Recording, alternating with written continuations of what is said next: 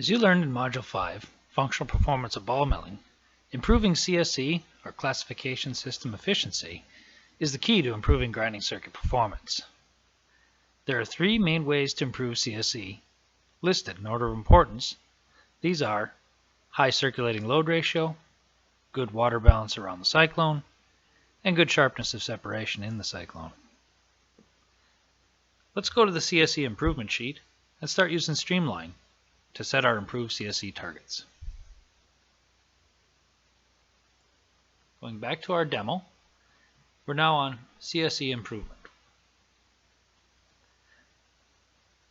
This worksheet is populated using the survey data, but it allows you to change the circulating load ratio, the water balance, and the water balance around the cyclone. What you change these values to will depend on the constraints in your particular plant.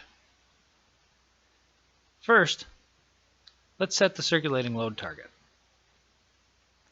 If the survey showed you have a lot of pump capacity available, you might want to increase this. Higher circulating load ratio is always better for CSE, but this comes at an ever-increasing pump energy and wear cost. For this demo, the circulating load ratio of the survey was 434%, so let's leave the target there for now. We'll enter 434 right in there. Next, we need to set our cyclone overflow percent solids target. Adjusting this value changes how much water is added at the cyclone feed. Typically, the availability of water, cyclone feed pump capacity, and the ability to handle the dilute solids downstreams will set this constraint.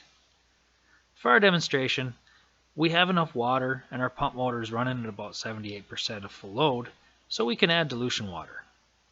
Also, we consulted with the operators downstream, and they were okay to go from the survey value of 51.5% solids in the cyclone overflow, all the way down to 40%.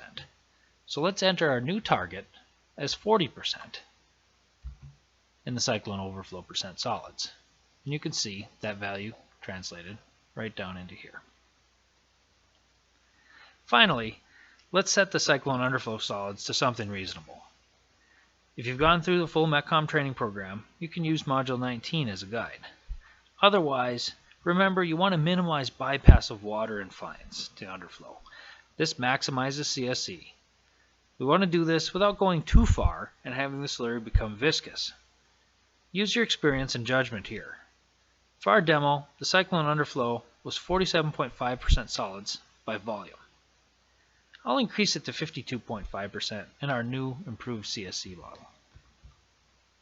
This will reduce the bypass fraction and potentially improve mill grinding efficiency.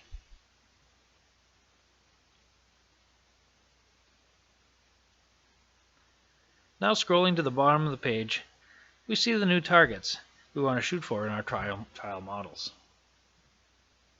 The new cyclone water balance is above, and down below we can see that in our trial models, we're going to want to set our circulating load ratio to 434%, about the same as what was in the survey, and our target bypass fraction to 37.7%. This bypass fraction target is calculated using the ratio of the new water bypass to the survey, comparing the new water bypass to the survey water bypass, and multiplying that times the estimated fines bypass. In this demo, our survey water bypass, as shown on the survey flow sheet, was 59.9%. Let's go back and have a look at that. So we go up here, survey flow sheet, scroll down, and we can see water bypass, recovery of water in the cyclone, 59.9%. Okay, remember that value. We're going to go back to CSE improvement. Scrolling back down. Here we are. So we were at 59.9% in the survey. The water bypass in our new CSE scenario, where we've increased the amount of water used in the feed, we've decreased the amount of water in the underflow, or increased the density of the underflow to the 52.5.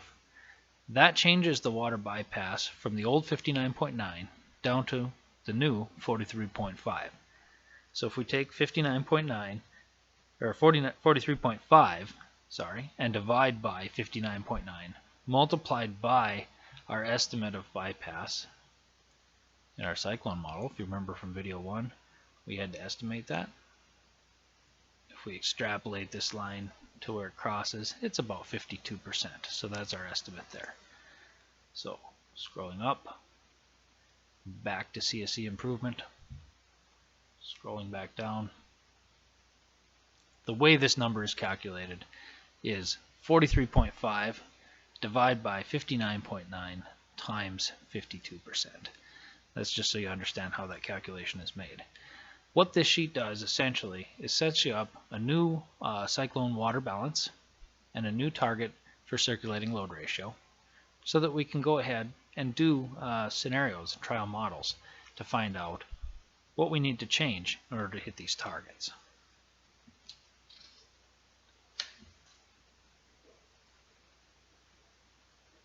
So this completes the second step of the process, which was to set or improve CSE targets.